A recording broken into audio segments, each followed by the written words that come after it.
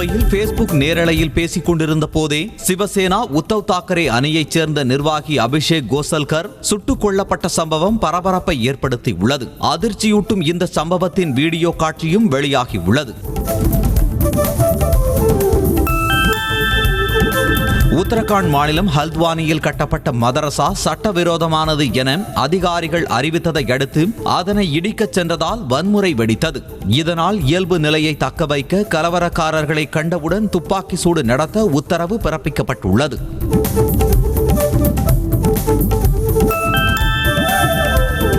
கடந்த காங்கிரஸ் அரசின் பொருளாதார நிலை மற்றும் கொள்கைகள் குறித்த வெள்ளை அறிக்கையை மக்களவையில் மத்திய நிதியமைச்சர் நிர்மலா சீதாராமன் தாக்கல் செய்தார். அதில் 2004 முதல் 2014 வரையிலான காலகட்டத்தில் ஊழல் மலிந்து காணப்பட்டதாக தெரிவிக்கப்பட்டுள்ளது.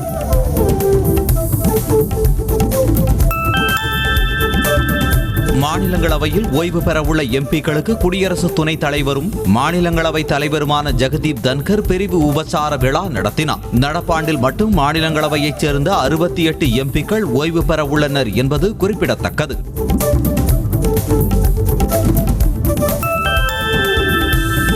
தொலைத்தொடர்பு சேவைகளுக்கான அலைக்கற்றை ஏலத்திற்கு மத்திய அமைச்சரவை ஒப்புதல் வழங்கியுள்ளது. அதன்படி இந்த ஆண்டு காலாவதியாகும் சில நிறுவனங்களின் திவால்நிலை செயல்முறைக்கு உட்பட்ட அலைக்கற்றைகள் ஏலம் விடப்படும் என தகவல் வெளியாகியுள்ளது.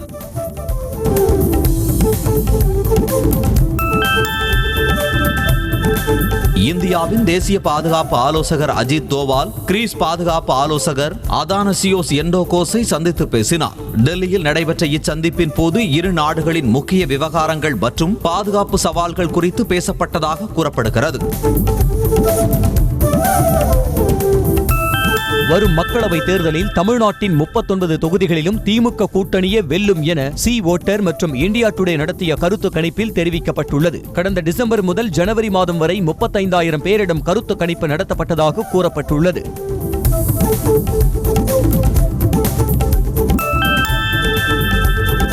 தேனி மாவட்டம் உத்தமபாளையம் அருகே காமாட்சிபுரத்தில் தனியார் வேளாண் அறிவியல் மையத்திற்கு வருகை தந்த ஆளுநர் RN ரவி அங்கு பெண்கள் சுய வேலைவாய்ப்பு தொடங்குவது பற்றி கருத்தரங்கில் பேசினார். முன்னதாக மதிப்பு கூட்டப்பட்ட விவசாய பொருட்கள் கண்காட்சியையும் அவர் பார்வையிட்டார்.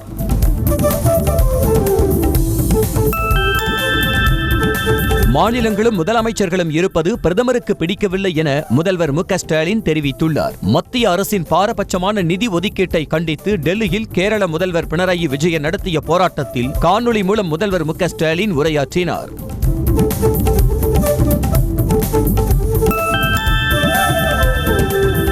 காரில் இருந்து டயர் கலந்து ஓடுவது போல் திமுக அங்கம் வகிக்கும் இந்தியா கூட்டணியில் இருந்து கட்சிகள் கலன்று ஓடுவதாக அதிமுக பொதுச் செயலாளர் எடப்பாடி பழனிசாமி தெரிவித்துள்ளார். நாமக்கல் மாவட்டம் வீராட்சிபாளையம் பகுதியில் நடைபெற்ற கூட்டத்தில் அவர் இவ்வாறு சாடியுள்ளார்.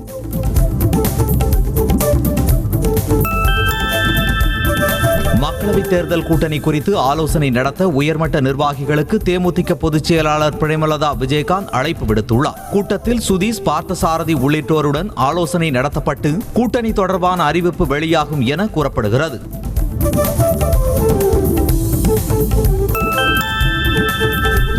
என் மக்கள் நடைபயணத்தில் திமுகவின் கபட நாடகத்தை வெளிச்சம் போட்டு காட்டிக் கொண்டிருப்பதாக பாஜக மாநில தலைவர் அண்ணாமலை தெரிவித்துள்ளார். திருவள்ளூர் மாவட்டம் திருத்தணியில் பேசிய அவர், தமிழ்நாட்டில் சட்டம் ஒழுங்கு அதல பாதாளத்தில் தள்ளப்பட்டுள்ளது என்றார்.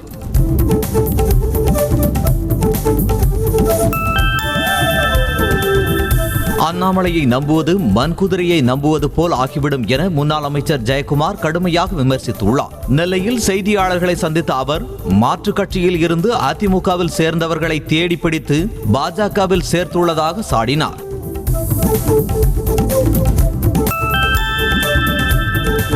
கடந்த 2ஆம் தேதி நாம் தமிழர் கட்சி நிர்வாகிகள் வீட்டில் NIA அதிகாரிகள் சோதனை மேற்கொண்டு கைப்பற்றப்பட்ட ஆவணங்களை நீதிமன்றத்தில் ஒப்படைத்தனர். இதனைத் தொடர்ந்து நாம் தமிழர் கட்சியின் இடும்பாவனம் கார்த்திக், தென்னகம் விஷ்ணு ஆகியோரிடம் NIA அதிகாரிகள் விசாரணை நடத்தினர்.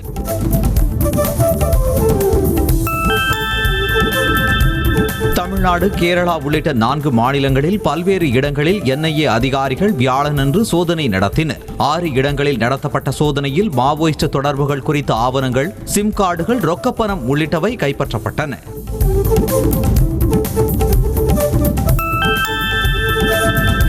கிளாம்பாக்கத்தில் இருந்து புறப்படும் பேருந்துகளில் பயணிகளின் பொருட்களை வைப்பதற்கு வசதியாக முன் மற்றும் பின் ஃபுட்போர்டுகளுக்கு அருகில் 2 இருக்கைகள் அகற்றப்பட்டுள்ளன. இதுகுறித்து மாநகர போக்குவரத்து கழகத்தின் அதிகாரப்பூர்வ எக்ஸ் தளத்தில் அறிவிப்பு வெளியாகியுள்ளது.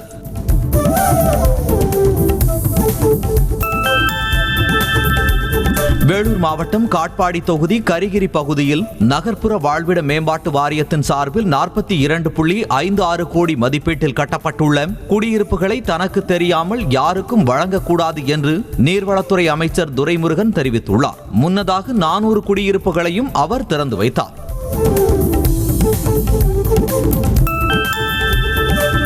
நாடு வளர்ச்சி பெற தொழில் வளர்ச்சி முக்கியம் என்பதால் தமிழ்நாடு அரசு பல்வேறு முதலீடுகளை ஈர்த்து வருவதாக அமைச்சர் சிவசங்கர் தெரிவித்தார். பெரம்பலூரில் தென்னிந்திய வர்த்தக மற்றும் தொழில் சபை சார்பில் நடைபெற்ற நிகழ்ச்சியில் அமைச்சர் சிவசங்கர் கலந்து கொண்டு பேசினார்.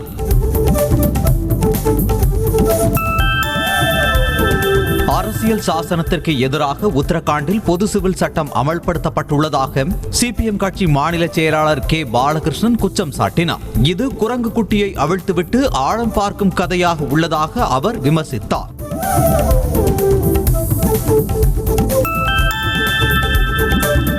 வெளிநாடு சென்று வந்த முதல்வரிடம் வெள்ளை அறிக்கை கேட்ட எடப்பாடி பழனிசாமியின் கேள்விக்கு மஞ்சக்காமாலைக்காரர்களுக்கு பார்ப்பதெல்லாம் மஞ்சளாகத்தான் தெரியும் என அமைச்சர் சாமிநாதன் பதிலளித்துள்ளார். திருப்பூர் மாவட்டம் தாராபுரத்தில் பேசிய அவர் இபிஎஸ்ஐ கடுமையாக சாடினார்.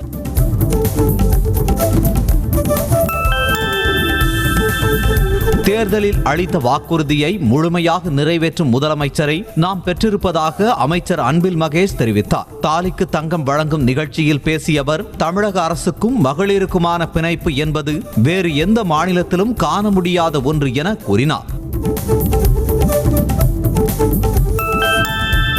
அயோத்தி ராமரை தரிசனம் செய்ய கோவையிலிருந்து சென்ற சிறப்பு ரயிலை பாஜக தேசிய மகளிர் அணி தலைவர் வானதி ஸ்ரீனிவாசன் எம்எல்ஏ கொடியசைத்து அனுப்பி வைத்தார். இந்த நிகழ்வில் கலந்து கொண்ட பாஜகவினர் முழக்கங்களை எழுப்பியும் மலர்களை தூவியும் ரயிலை வழி அனுப்பி வைத்தனர். பழனி முருகன் கோவிலில் நிலங்களில் உள்ள ஆக்கிரமிப்பாளருக்கு அனுப்பப்பட்ட நோட்டீஸிற்கு இடைக்கால தடை விதித்து உயர்நீதிமன்ற மதுரை கிளை உத்தரவிட்டுள்ளது. ஆக்கிரமிப்பாளர்கள் சிலர் மாவட்ட நீதிமன்றத்தில் வழக்கு தொடர்ந்து அவை நிலுவையில் உள்ளதாக நீதிபதிகள் தெரிவித்தனர்.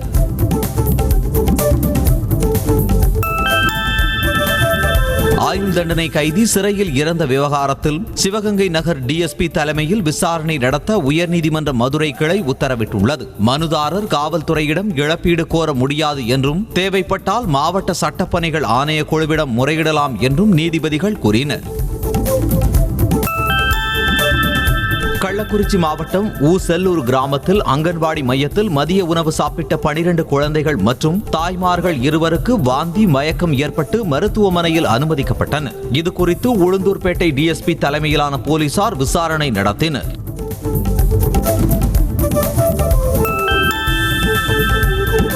கேரளாவில் மோசடி வழக்கில் தேடப்பட்டு வந்த நபர் சென்னையில் இருந்து விமானத்தில் துபாய்க்கு தப்பிச் செல்ல முயன்ற போது கைது செய்யப்பட்டார். தப்பிச் செல்ல முயன்ற மலப்புரத்தைச் சேர்ந்த பஷீர் முகமது என்பவரை சென்னை விமான நிலைய குடியுரிமை அதிகாரிகள் கைது செய்தனர்.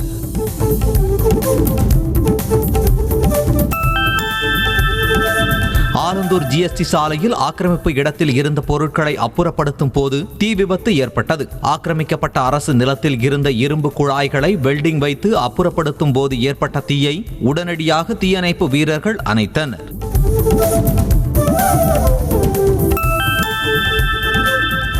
தென்காசியில் சாலையில் நடந்து சென்ற முதியவரை தெருநாய்கள் கடித்து குதறும் வீடியோ வெளியாகி பொதுமக்களிடையே அச்சத்தை ஏற்படுத்தி உள்ளது. வெறிநாய் தொந்தரவு அதிகமாக உள்ளதால் அதனை கட்டுப்படுத்தி நடவடிக்கை எடுக்க வேண்டும் என மக்கள் கோரிக்கை வைத்துள்ளனர்.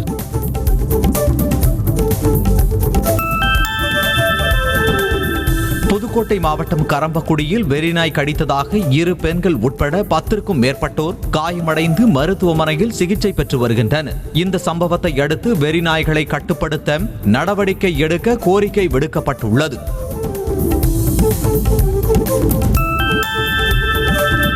சென்னை மாநகராட்சி மன்ற கூட்டத்தில் கவுன்சிலர் வைத்த கோரிக்கையை ஏற்று IAS அதிகாரி ரவி தேஜா ஆய்வு செய்தார். திருவொற்றியூர் பகுதியில் பழமையான கட்டிடங்களை சீரமைக்கவும் பயன்பாடில்லாத இடங்களில் ஆரம்ப சுகாதார நிலையம் அமைக்கவும் கவுன்சிலர் கவி கணேசன் கோரிக்கை விடுத்திருந்தார். சென்னை மெரினா கடற்கரையில் விற்பனை செய்யப்படும் பஞ்சு மிட்டாயில் புரோட்டமன் பி என்ற வேதிப்பொருள் கலக்கப்படுகிறதா என உணவு பாதுகாப்பு அதிகாரிகள் ஆய்வு மேற்கொண்டனர். பஞ்சு மிட்டாயில் ரசாயன பொருட்கள் கலக்கப்பட்டுள்ளதா என்று விசாரணை மேற்கொள்ளப்படும் எனவும் அதிகாரிகள் தெரிவித்தனர்.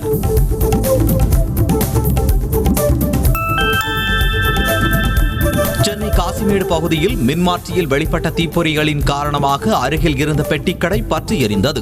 மீன் ஏலக்கூடம் பகுதியில் உள்ள மின்மாற்றியில் மின் அழுத்தம் காரணமாக தீப்பொறிகள் வெளியேறி நிகழ்ந்த விபத்தில் பெட்டிக்கடை முழுமையாக நாசமானது.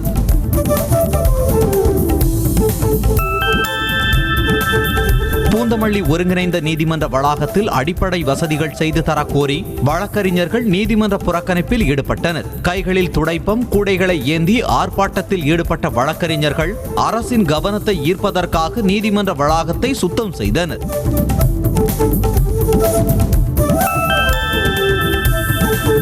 பிஜி நாட்டின் துணை பிரதமரும் இந்தியா வம்சாவளியைச் சேர்ந்தவருமான பீமன் பிரசாத் அயோத்தி ராமர் கோவிலில் சாமி தரிசனம் செய்தார். முன்னதாக மகரிஷி வால்மீகி சர்வதேச விமான நிலையம் வந்திறங்கிய அவருக்கு உற்சாக வரவேற்பு அளிக்கப்பட்டது.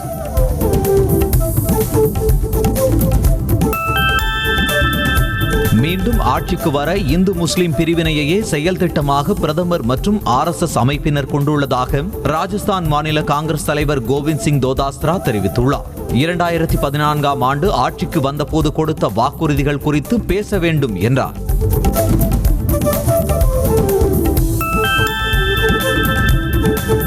தெலங்கானா மாநிலம் ஹைதராபாத்தில் இரவு நேரத்தில் சாலைகளில் ஆபத்தான முறையில் பைக் வீலிங் செய்த 6 இளைஞர்களை போலீசார் கைது செய்தனர். ராயதுர்கம் பகுதியைச் சேர்ந்த அந்த இளைஞர்களிடம் இருந்து 4 பைக்குகள் பறிமுதல் செய்யப்பட்டன.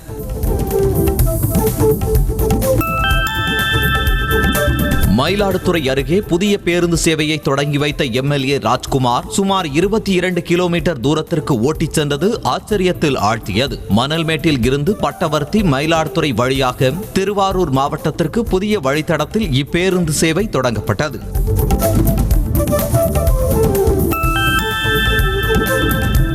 திண்டுக்கல் மாவட்டம் பழனி அடிவாரம் பகுதியில் ஆக்கிரமித்து கட்டப்பட்ட 6 கடைகள் நீதிமன்ற உத்தரவின் பேரில் முழுமையாக அகற்றப்பட்டன. வருவாய்த்துறை சார்பில் JCB இயந்திரம் மூலம் போலீஸ் பாதுகாப்புடன் கடைகள் அகற்றப்பட்டன.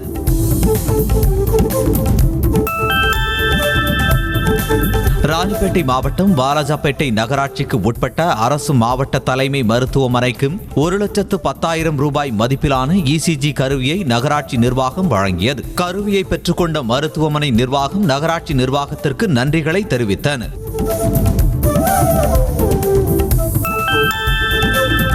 திருப்பூரில் அரசு ஊழியர்களுக்கான மருத்துவ காப்பீட்டு திட்டம் என்ற பெயரில் பணம் பறிப்பதாக கூறி தனியார் இன்சூரன்ஸ் கம்பெனியை முற்றுகையிட்டு போராட்டம் நடைபெற்றது. சமாதான பேச்சுவார்த்தைக்கு பின் அரசு ஊழியர்கள் கலைந்து சென்றனர்.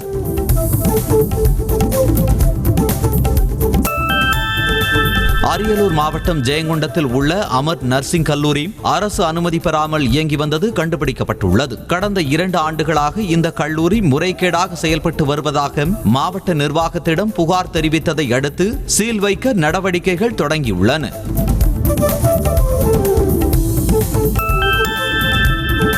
தருமபுரி மாவட்டம் நல்லம்பள்ளி அடுத்த கொம்பேரி மற்றும் அதன் சுற்றுவட்டார பகுதிகளில் உள்ள 5 மலை கிராமங்களில் தருமபுரி MLA வெங்கடேஸ்வரன் நேரில் சென்று ஆய்வு மேற்கொண்டு குறைகளை கேட்டறிந்தார். அப்போது சோலார் மின் விளக்குகளின் பயன்பாட்டை தொடங்கி வைத்தார்.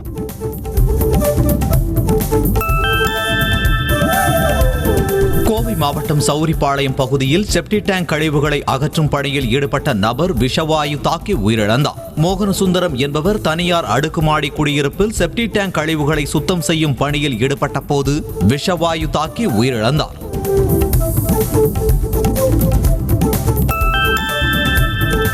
சென்னை துறைப்பாக்கத்தில் கார் ஓட்டுநரிடம் போக்குவரத்து காவலர் ஒருவர் லஞ்சம் கேட்கும் வீடியோ வெளியாகியுள்ளது. ஜீப்பை நிறுத்தி ஓட்டுநரிடம் சீட் பெல்ட் அணியவில்லை என கூறிய போக்குவரத்து காவலர் அதற்கு 500 ரூபாய் கேட்டு பின்னர் 300 ரூபாய் கொடுத்துவிட்டு செல்லுமாறு கூறியுள்ளார்.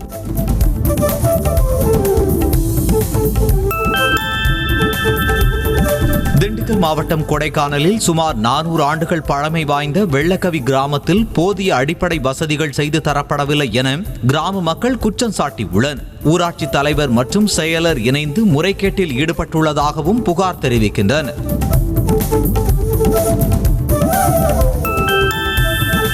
நாகர்கோவிலில் திருமணம் செய்வதாக கூறி ஏமாற்றிய இளைஞர் வீட்டின் முன்பு பெண் தர்ணாவில் ஈடுபட்டார். திருவனந்தபுரம் அவனஞ்சேரியைச் சேர்ந்த தாரா மித்ரா நிரஞ்சனாவிடம் 25 சவரன் நகை 3 லட்சம் ரூபாய் பணத்தை வாங்கிக் கொண்டு ஏமாற்றியதாக வினோத்குமார் என்பவர் மீது புகார் கூறப்பட்டுள்ளது.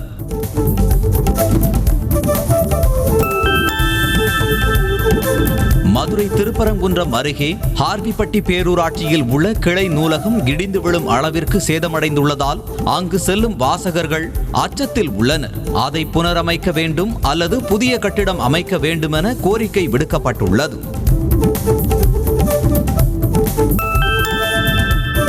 திருப்பூர் மாவட்டம் அமராவதி ஆற்றின் குறுக்கே 10 தடுப்பணைகள் கட்டப்பட உள்ளதாக சட்டப்பேரவை மதிப்பீட்டு குழு தலைவர் அன்பழகன் தெரிவித்தார். அவிநாசி, பல்லடம் உள்ளிட்ட பகுதிகளில் மேற்கொள்ளப்பட்டு வரும் வளர்ச்சி திட்ட பணிகளை மதிப்பீட்டு குழு ஆய்வு மேற்கொண்டது.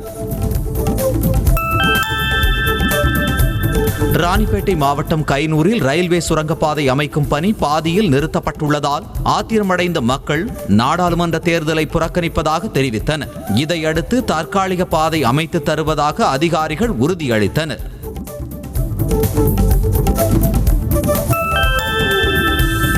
விழுப்புரம் மாவட்டம் எக்கியார்குப்பம் மீனவர் பகுதியில் நடைபெற்ற கலந்தாய்வு கூட்டத்தில் மீனவர்களுக்கிடையே ஏற்பட்ட கோஷ்டி மோதலில் காயமடைந்தவர்கள் அரசு மருத்துவமனையில் அனுமதிக்கப்பட்டனர். கோஷ்டி மோதல் குறித்து போலீசார் விசாரணை மேற்கொண்டு வருகின்றனர்.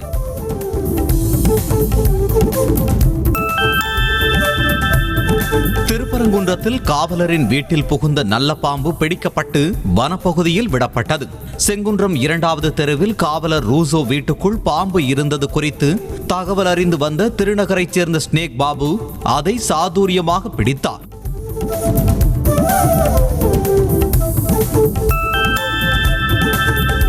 திருவள்ளூர் அருகே ஆரணி ஆற்றில் சட்டவிரோதமாக மணல் அள்ளப்படுவதாக புகார் எழுந்திருக்கிறது. தச்சூர் சித்தூர் 6 வழிச்சாலை பணிக்காக மணல் அள்ளுவதை சாதகமாக்கி நூற்றுக்கணக்கான லாரிகளில் மணல் அள்ளப்படுகிறது. இதை அதிகாரிகள் தடுக்க வேண்டும் என கோரிக்கை எழுந்திருக்கிறது.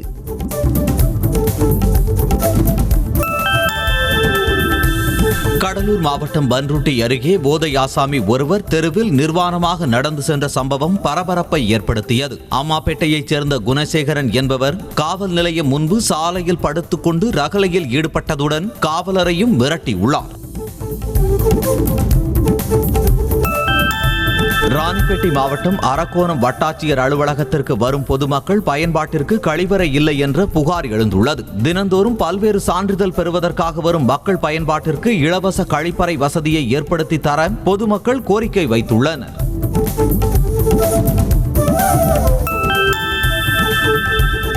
அரசு நேரடி நெல் கொள்முதல் நிலையங்களில் விவசாயிகளிடம் அதிகாரிகள் கமிஷன் பெற்றால் கடுமையான நடவடிக்கை எடுக்கப்படும் என அமைச்சர் தாமோ அன்பரசன் தெரிவித்தார். செங்கல்பட்டு மாவட்டம் கீரப்பாக்கத்தில் நேரடி நெல் கொள்முதல் நிலையத்தை திறந்து வைத்த போது இதனை தெரிவித்தார்.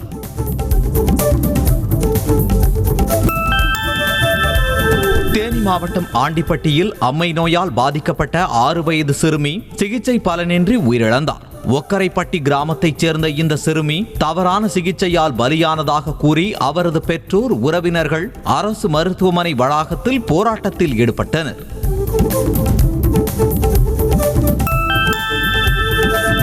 குமரியில் பூம்புகார் கப்பல் போக்குவரத்து கழக சுற்றுலா படகு குழாமில் உள்ள மணல் குவியலை அகற்ற சுற்றுலா பயணிகள் வலியுறுத்தி உள்ளனர். படகு தளத்தை ஆழப்படுத்துவதற்காக கடலில் இருந்து வாரப்பட்டு குவிக்கப்பட்ட மணல் காற்றில் பறப்பதாக சுற்றுலா பயணிகள் புகார் தெரிவிக்கின்றனர். புதுக்கோட்டையில் முன்விரோதம் காரணமாக இளைஞர் சரமாரியாக வெட்டி படுகொலை செய்யப்பட்டார். விஸ்வநாததாஸ் பகுதியைச் சேர்ந்த உச்சிகார்த்தி என்பவர் மீது பல்வேறு குற்ற வழக்குகள் உள்ள நிலையில் அவரை 3 பேர் கொண்ட கும்பல் கத்தி உள்ளிட்ட ஆயுதங்களால் வெட்டி படுகொலை செய்தனர்.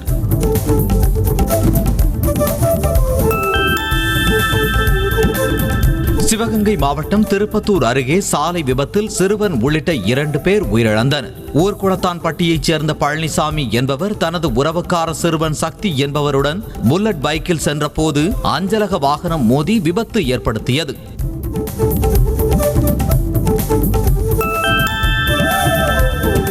சேலம் மாவட்டம் தாரமங்கலத்தில் இந்து கோவில்களுக்கு சொந்தமான சுமார் 100 கோடி ரூபாய் மதிப்புள்ள நிலத்தை இந்து சமய அறநிலையத்துறை அதிகாரிகள் மீட்டனர். 6 கோவில்களுக்கு சொந்தமான 110 ஏக்கர் நிலங்களை பல கிராமங்களைச் சேர்ந்த விவசாயிகள் ஆக்கிரமித்து விவசாயம் செய்து வந்தனர்.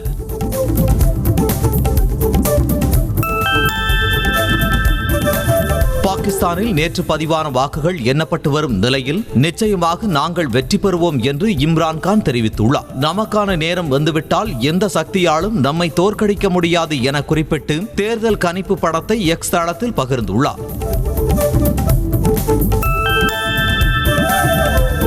சென்னை சூப்பர் கிங்ஸ் அணியின் புதிய ஜெர்சி அறிமுகம் செய்யப்பட்டுள்ளது. இதேபோல் அணியின் அதிகாரப்பூர்வ ஸ்பான்சராக எதிஹாட் ஏர்வேஸ் நிறுவனமும் இணைந்துள்ளது. கலைவாணர் அரங்கத்தில் நடைபெற்ற இதற்கான நிகழ்ச்சியில் பந்து வீச்சாளர் தீபக் சாகர் உள்ளிட்டோர் கலந்து கொண்டனர்.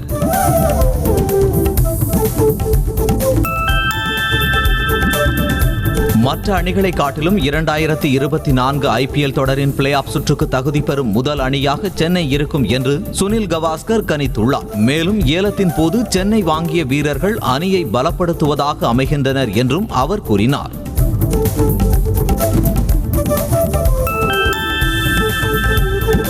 இங்கிலாந்துக்கு எதிராக அடுத்து நடைபெறவுள்ள டெஸ்ட் போட்டிகளில் விராட் கோலி பங்கேற்காதது இந்திய அணிக்கு மட்டுமின்றி உலக கிரிக்கெட்டுக்கும் மிகப்பெரிய இழப்பு என இங்கிலாந்து அணியின் முன்னாள் கேப்டன் நாசர் ஹுசைன் தெரிவித்துள்ளார்.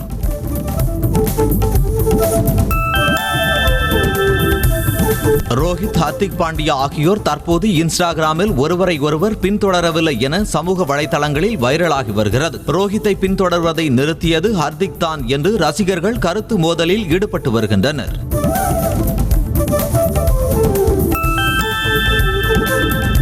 செர்பியாவின் ஸ்ட்ரான்ஜா நினைவு 75வது சர்வதேச குத்துச்சண்டை போட்டியில் இந்தியாவின் நிகாத் ஜரீன் மற்றும் அருந்ததி சௌத்ரி ஆகியோர் அரையிறுதிக்கு தகுதி பெற்றனர். நிகாத் ஜரீன் செர்பிய வீராங்கனையையும் அருந்ததி சௌத்ரி ஸ்லோவாக்கியா வீராங்கனையையும் எதிர்கொள்கின்றனர். ரஞ்சி கிரிக்கெட்டில் தமிழ்நாடு கர்நாடகா அணிகள் இடையிலான லீக் ஆட்டம் சென்னையில் இன்று தொடங்குகிறது. 89வது ரஞ்சி கோப்பை கிரிக்கெட் போட்டி இந்தியாவின் பல்வேறு நகரங்களில் நடந்து வருகிறது. இதில் பங்கேற்றுள்ள 32 அணிகள் 4 பிரிவுகளாக பிரிக்கப்பட்டு லீகில் மோதி வருகின்றன.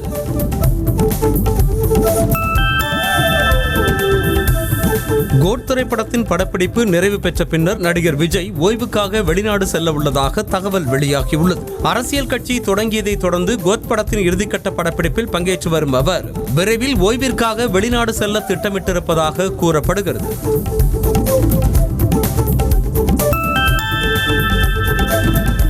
இசையமைப்பாளர் வித்யாசாகரின் இசை நிகழ்ச்சி சென்னையில் வரும் சனிக்கிழமை என்று நடைபெறுகிறது. நந்தனம் YMCA மைதானத்தில் இசை நிகழ்ச்சிக்கான முன்னேற்பாடுகளை பார்வையிட்ட வித்யாசாகர் 18,000 முதல் 22,000 பேர் வரை இசை நிகழ்ச்சியை காண வசதி செய்யப்பட்டிருப்பதாக கூறினார்.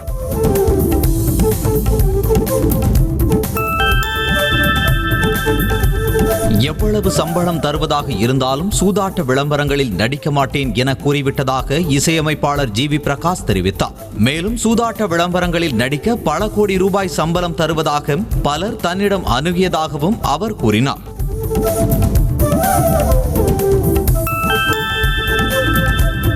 மஹிந்திரா குழுமத்தின் தலைவர் ஆனந்த் மஹிந்திரா 12th ஃபெயில் படத்தின் நிஜ தம்பதிகளான மனோஜ்குமார் சர்மா IPS, ஸ்ரத்தா ஜோஷி IRS உள்ளிட்டோரை நேரில் சந்தித்து ஆட்டோகிராஃப் பெற்றார். தனது சமூக வலைதளத்தில் நாட்டின் உண்மையான பிரபலங்கள் என குறிப்பிட்டு பகிர்ந்துள்ளார்.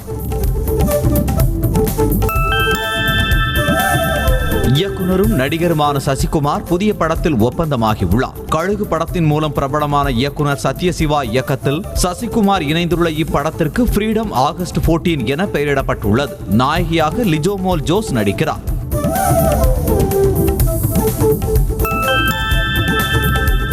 மதுரையில் உள்ள கடைசி விவசாயி பட இயக்குனர் வீட்டில் கொள்ளையடித்த மர்ம நபர்கள் கடைசி விவசாயி படத்திற்காக வாங்கிய தேசிய விருது மற்றும் பதக்கங்களையும் எடுத்து சென்றுள்ளதாகவும் தகவல் வெளியாகியுள்ளது. இது தொடர்பாக போலீசார் விசாரணை மேற்கொண்டு வருகின்றனர். நடிகர் விஜய் தொடங்கியுள்ள கட்சியின் பாடலுக்கு இசையமைக்க தயார் என இசையமைப்பாளர் சந்தோஷ் நாராயணன் தெரிவித்துள்ளார். நீயே ஒளி இசை கச்சேரி தொடர்பான செய்தியாளர் சந்திப்பில் பேசிய அவர் விஜய் கட்சி தொடங்கியிருப்பதை வரவேற்பதாக கூறினார்.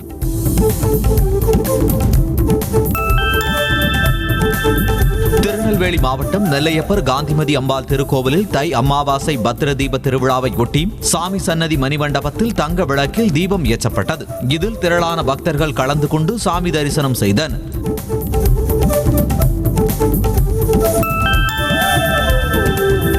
கந்தூரி விழாவை முன்னிட்டு தூத்துக்குடியில் உள்ள பழமை வாய்ந்த ஜாமியா பள்ளிவாசல் வளாகத்தில் உள்ள மகான் ஷேகு நூஹி ஒலி அப்பா தர்காவில் சிறப்பு துவா ஓதப்பட்டது. இதில் பங்கேற்ற இஸ்லாமியர்களுக்கு பாரம்பரிய முறைப்படி பனை ஓலை பெட்டியில் நேர்ச்சை உணவு வழங்கப்பட்டது.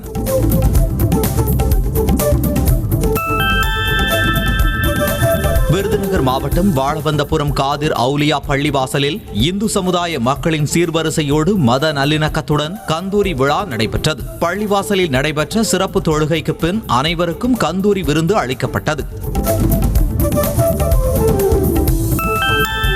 திருப்பூர் மாவட்டம் தாராபுரம் அருகே சி அம்மாப்பட்டி அருள்மிகு கரியகாளியம்மன் கோவில் மகா கும்பாபிஷேகம் நடைபெற்றது. முன்னதாக மகா கணபதி ஹோமம், லட்சுமி ஹோமம், நவகிரக ஹோமம், யாகசாலை பூஜைகள் நடைபெற்று பூரணாகதியுடன் நிறைவடைந்தது.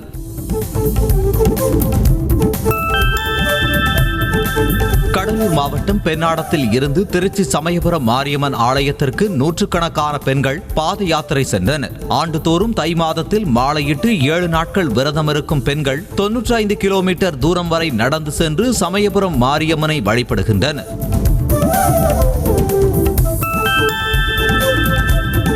தென்காசி கூலக்கடை பசார் மேலமுத்தாரம்மன் கோவில் கும்பாபிஷேகம் நடைபெற்றது. முன்னதாக சிறப்பு யாகம் மற்றும் யாகசாலை பூஜைகள் நடைபெற்றன. கும்பாபிஷேகத்தில் திரளான பொதுமக்கள் கலந்து கொண்டு கோபுர தரிசனம் செய்து பின்னர் அன்னதானம் வழங்கப்பட்டது. இது மிகவும் பழமையான கோவிலாகும்.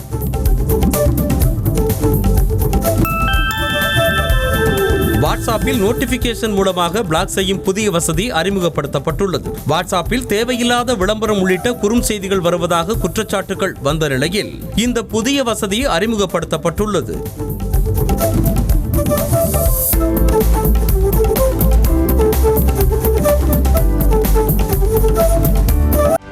செய்திகளை உடனுக்குடனும் துல்லியமாகவும் தெரிந்து கொள்ள சப்ஸ்கிரைப் பண்ணுங்க.